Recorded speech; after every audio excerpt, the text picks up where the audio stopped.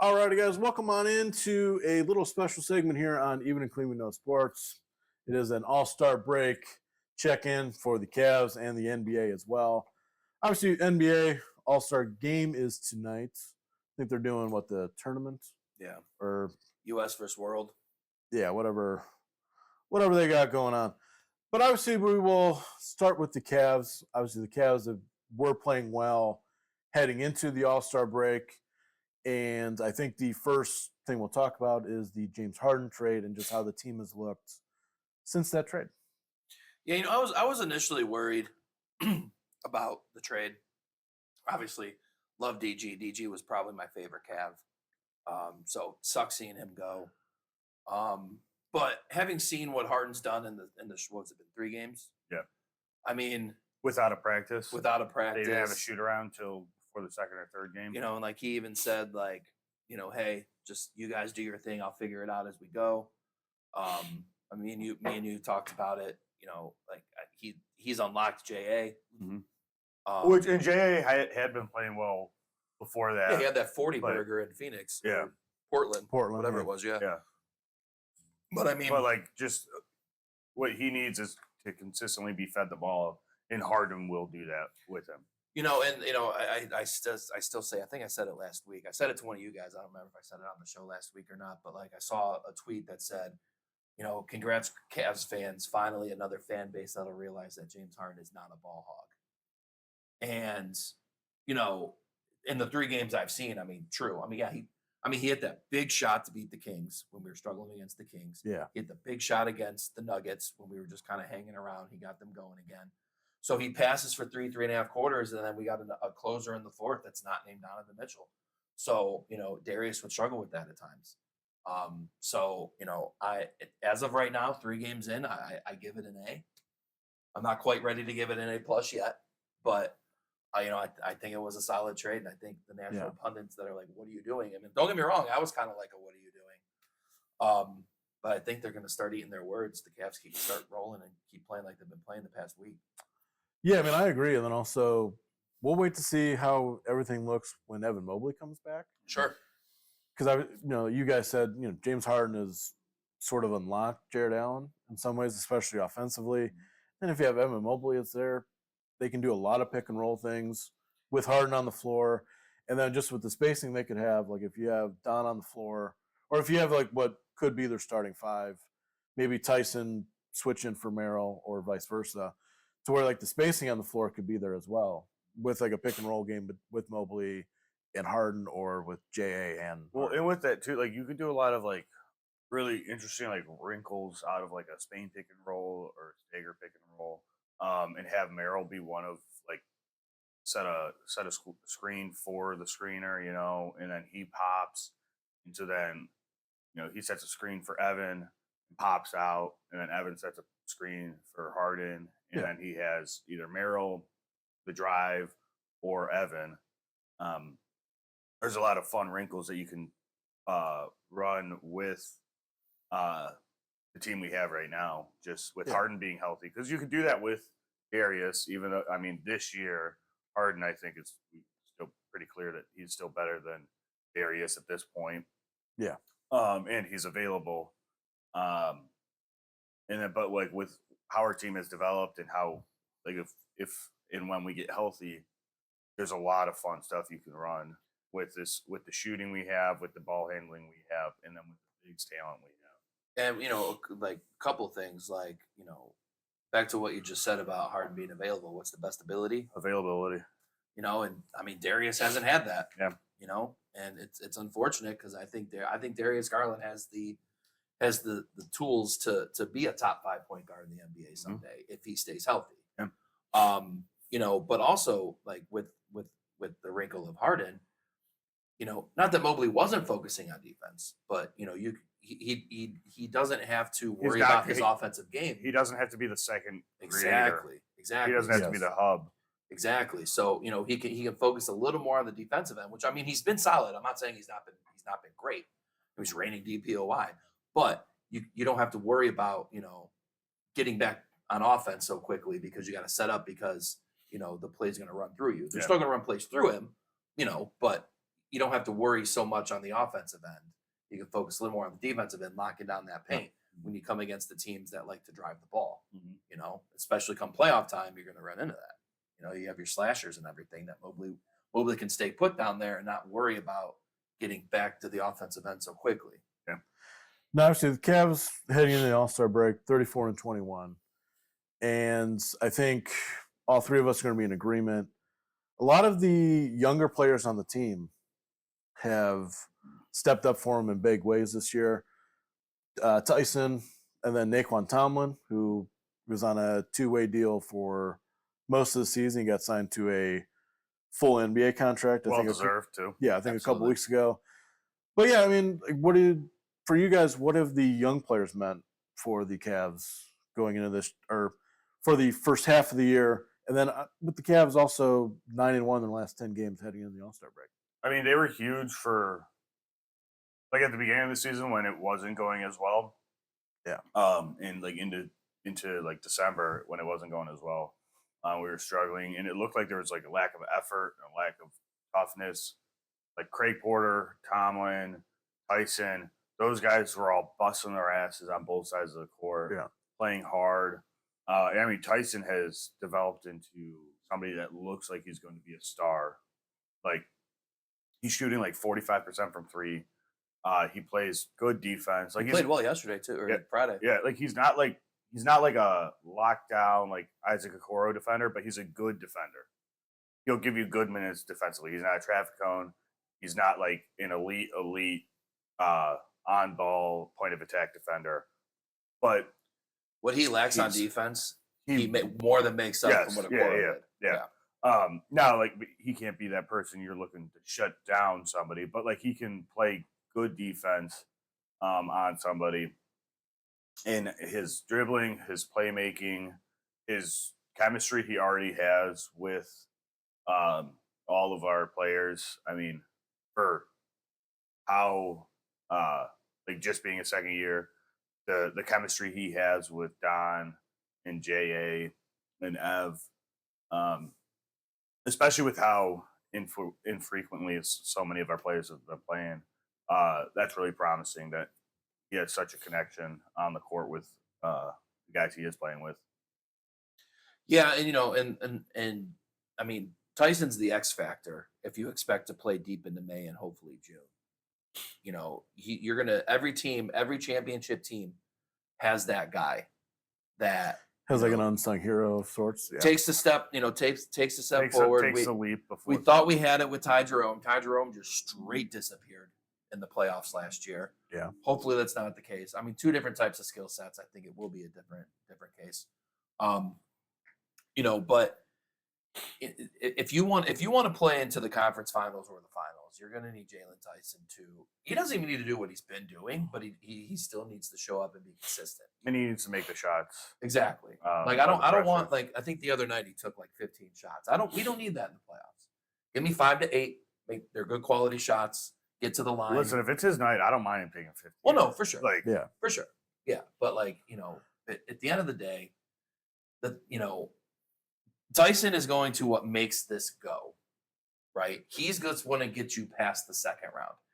I'm not worried about the first round. The second round could end up, depending on how everything falls, could end up being a scary matchup. We all overlooked Indiana last year, but if we actually take the wine and gold glasses off and you look at it, it was a terrible matchup based off of how we played. But we were on such a high from the regular season and how good we looked against the Heat. And part of it too, like our team just got hurt. Yeah, we got hurt at the wrong time, but and then they just weren't a good matchup with how they played basketball either. Well, and I mean, if we were healthy, we win that series, I think. But I mean, Indiana was also on a magic run. Halliburton had arguably a top 5 run of all time. Right? It's not even him. I'm saying alone because he hit the 2 shots against the Cavs. Yeah. He hit the 1 against the Thunder. He hit the 1 in the Eastern Conference Finals in New York City. I haven't seen he did the Reggie. I haven't seen role players shoot like that since Hito Turkoglu did it. See, and Rashard Lewis against the Cavs. Was that 08, 09, whatever that was? Yeah. But very, very, very similar. Yeah, but that year, that year, I was like, I'm worried about the Magic because of how big and athletic they are. And that was exactly what happened. Yeah. I mean, Thomas Bryant fucking cooked us in the Pacer series too. So like, you know, again, back to the original point. Tyson needs to, you know, maintain what he's been doing and not pull a Ty Jerome come May. And did you guys see with that West Coast? Do you see JA is if Harden continues to beat him like he's been doing, JA is probably gonna break a Wilt record for most points of most games with 25 points with 90% with at least 90% from the field. Field goal That percentage. one game he went like 14 of 15 or something. Yeah, I mean, like yeah, he has because he's in second place, and it was because he has 29 points, 10 rebounds on 92% from the field. That was the game that he got one closer, and I think he only needs like I want to say like 4 or 5 to pass Wilt all time. everyone's crashing down on Harden, and it's giving him his lanes. But Hey, even like, he's even on always the been- fast breaks too. He's always been a very efficient scorer. Yeah. Like when he's scoring, he does it efficiently. Inside the paint, he's almost automatic.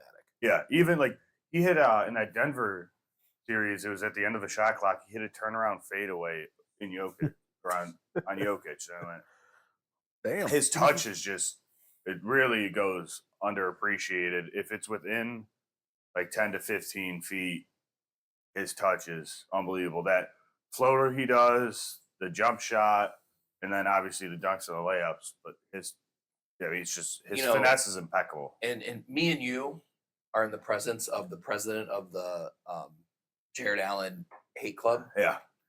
So, but I think he's severely underrated NBA wise. Yes. Everyone in Cleveland like loves him, understands his game.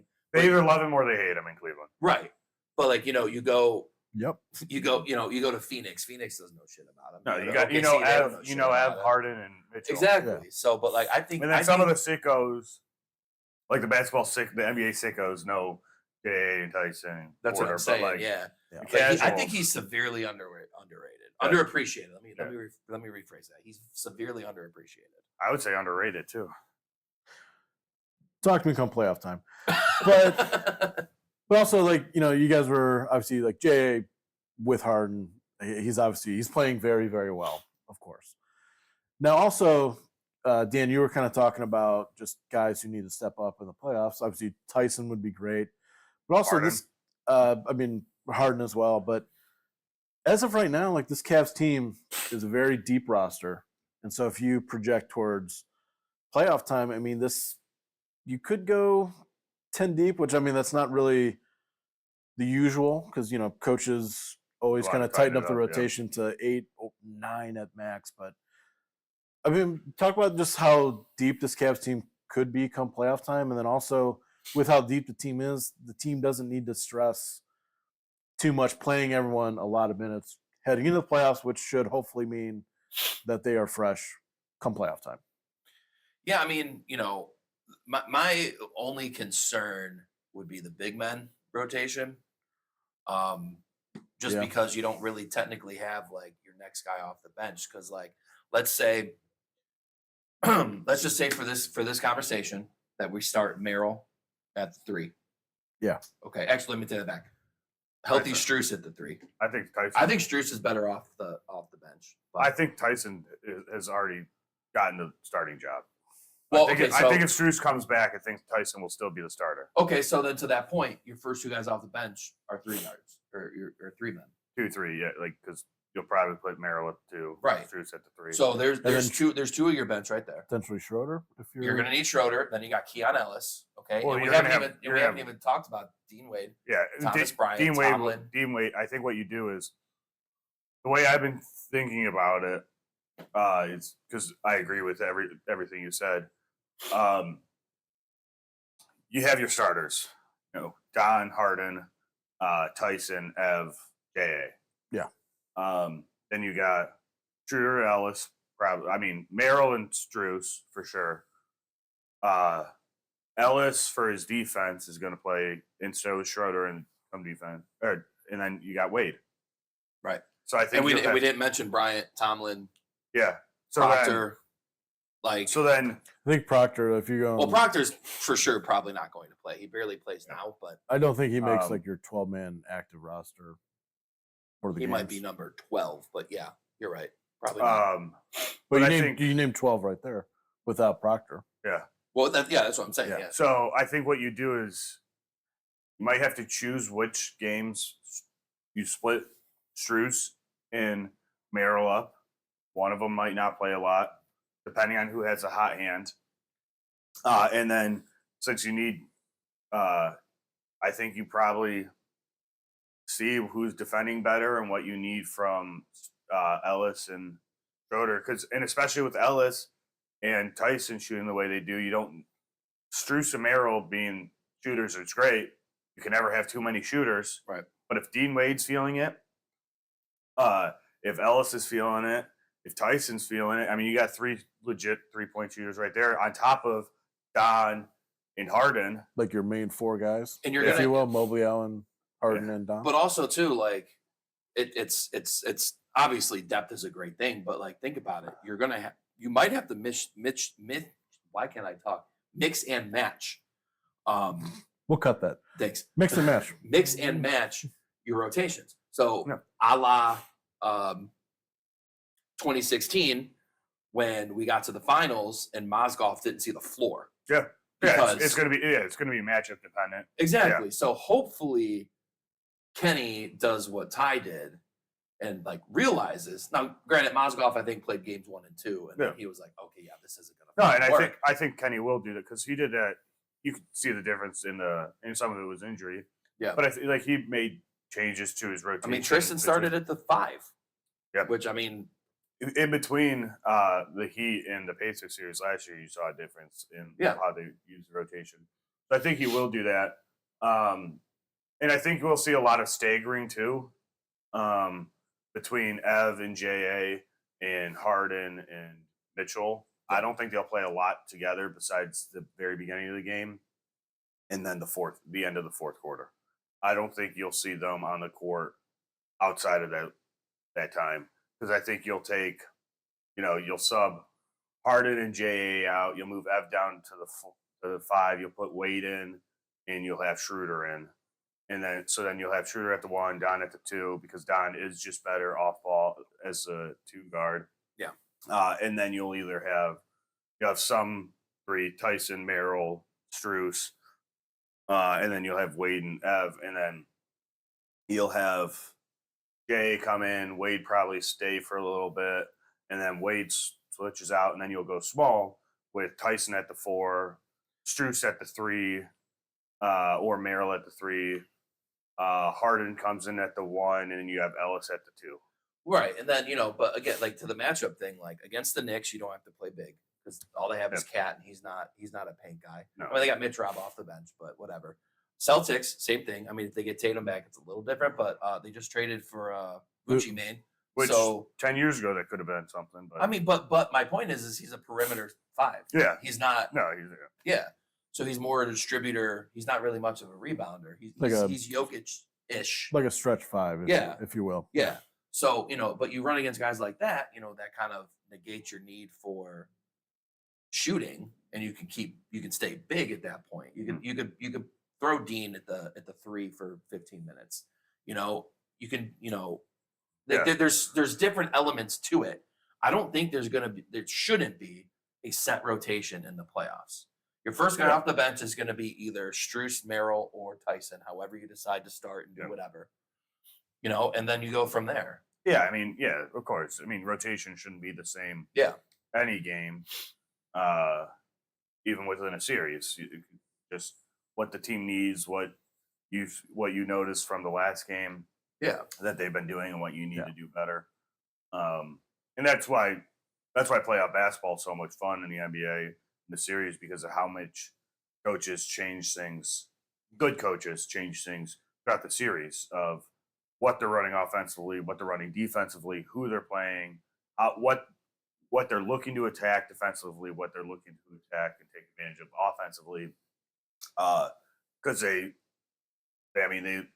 spend every waking moment and they don't really go to sleep in between games, breaking down what the team did, all season, and then particularly in the last game and what they're expecting them to do. And it's just always such a fun chess match when you have, like I remember watching T. Lue do it with LeBron, just watching what T. Lue would do in between games. And that was one of the frustrating parts of JB was The man did not know what a fucking adjustment yeah, was. he would just keep on pounding. Which is why I'm not worried about the Pistons. Yeah. And then, you brought up Ty Lue.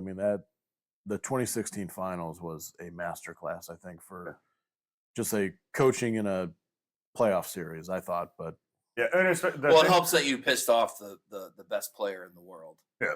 And the thing though, and somebody got suspended game 5. Yeah, that definitely helped for sure. Yeah, two of the best, if not the two best, ISO scorers in the league. But what Ty did was he didn't just have them dribble the ball. Like they still ran things to get them into ISOs that worked to their advantage. And not only that, but like on the a lot of the what a lot of people forget was the final score of Game 7 was 93-89. Mm-hmm. It was a lot of defense. JR played good defense. Like LeBron still talks about it. Well, yeah, he got the block, but he only got the block because JR made him adjust. Yeah, because he went up like this and then had to go back. Shump played great defense. Kevin Love got cooked all year or all series, but had that one massive stop on. He had 2 times in a row, because he passed it off and got it back and he shot him down again. That's what I'm saying. Yeah. So, it was a mixture of everything, but yes, I think the game plan and, if you heard the story about how he got money, $200 or whatever and put it up in the ceiling. He got $100 from everybody after Game 5. And said we're coming back to get our money. If you guys want this, you got to win Game 6 and come back. And he put it in the ceiling tiles. And then he pocketed it. Yeah, he kept it. Yeah. All right. Real quick, last thing. Yeah. Obviously, looking forward to the quote unquote second half of the NBA season. What do you think? What do you think the Cavs will do, and how do you think the Cavs will do? And lastly, where do you think they will fit in the playoff standings come mid-April? Late April, mid-April. Mid-April is when it starts. Yeah. But yeah, go ahead, guys. I would say, I think that the one for me now, I think me and Dan disagree on this slightly. I think the one's almost impossible, or it's going to be really hard to catch the 1 seed. But I could see us getting up to 2-3. Yeah, I think the floor is the 3 seed for me, even with everyone all clustered. What is it? I think 2 through 6. It's like 3. 2 through 7. There's like 3.5 games between everybody. Something like that. Yeah. I think 3's the ceiling. We got a lot of our tougher opponents out of the way. Not saying that we have a cakewalk of the second half of the schedule, but it's easier, than the front half of the schedule was. Yeah. So, obviously, I think the sky's the limit for this team if they continue to play. And the thing that kind of scared me a little bit last year was they never faced adversity in the regular season. They faced it this year. Yeah. Granted, you got some new faces, but 2 of those 3 faces were on the Kings. So all they know is adversity. So I know, right? but Schroeder's on his 11th team. He's been there a million times. Schroeder's he's been in the playoffs before. He's been in battles. Yeah. So, obviously Harden's been there too, which also I didn't know. I think Harden has like 5 playoff triple doubles. So it's not like he just doesn't show up. He hasn't showed up for Game 7s. He doesn't show up in big moments. He does, I think it was last year he had like a 7-point Game 7. Yeah, like his thing, like he'll have good games in the playoffs. Yeah.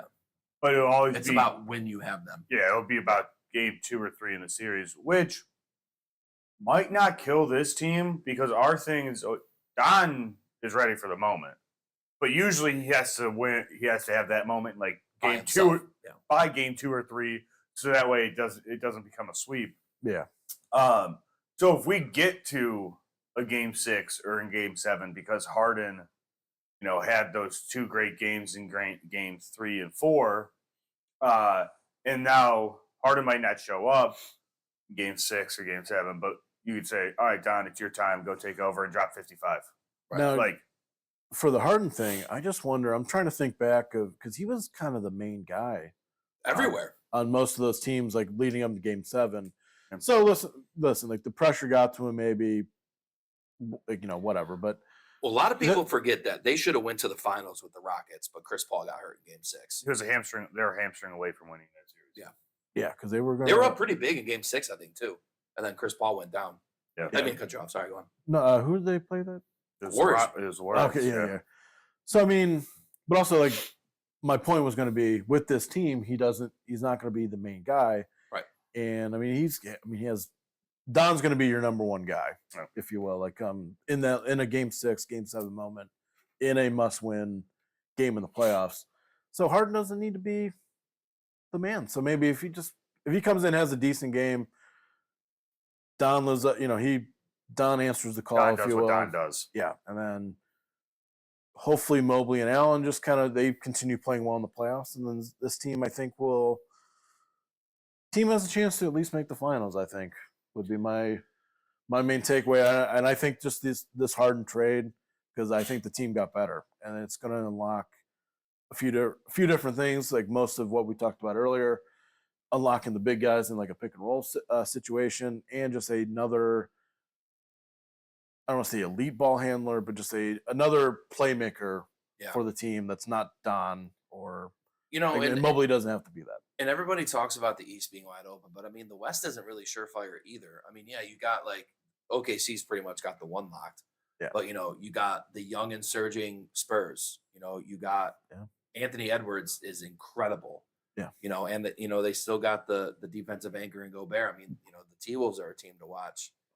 Nuggets. The Nuggets, obviously, they're up there. I mean, the Rockets look great too. They've been struggling recently. But their offense stinks. They're not making it out of the second round. But there's a lot of teams that can just catch fire and make some noise, man, in the West as well. So yeah, the East is a little more closer, a little more competitive. The Clippers are going to be a playing team, and I wouldn't want to face them in the first round. That's what because Kawhi has been the best player in the NBA. Kawhi's 2 months, arguably having his second best year ever. Like since November, December, he's been the best player in the NBA. Yeah. But I mean, like you said, obviously the Nuggets with all their championship, experience, and there's teams in the West that can make their run, man. Yeah, and the Nuggets. Sorry, like the Nuggets core. I mean, has been battle tested. They've won, and then OKC. I think you're about to say Chet. Yeah, but Chet's made of glass. SGA hasn't been really healthy all this year. I mean, OKC. I mean, I'm not saying they're a bad team at all. They have the best record in the NBA, but they're an injury away from being in trouble. And as every team is. For sure. Yeah, but their two main guys specifically have not been healthy. Yeah. So, it took J-Dub and Case and Wallace last year to kind of step up and fill in. Can they do it again?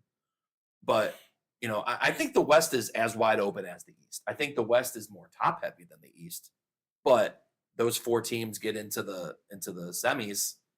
They all go 7. They just beat the shit out. of each other. Exactly. So, well, yeah, I mean, it's going to be. Listen, I think this part of the NBA season, obviously leading to the playoffs, I think it's going to be fun for us. Obviously, big Cavs fans here, so hopefully they continue playing well, getting into the playoffs, and then who knows what could happen. But obviously, we're all trying to stay healthy. That's all I think we can ask for. But yeah, should be awesome basketball here in Cleveland for hopefully the next few months leading into the summer. Let's hope until June, man.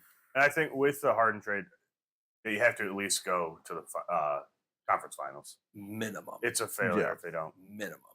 I would agree.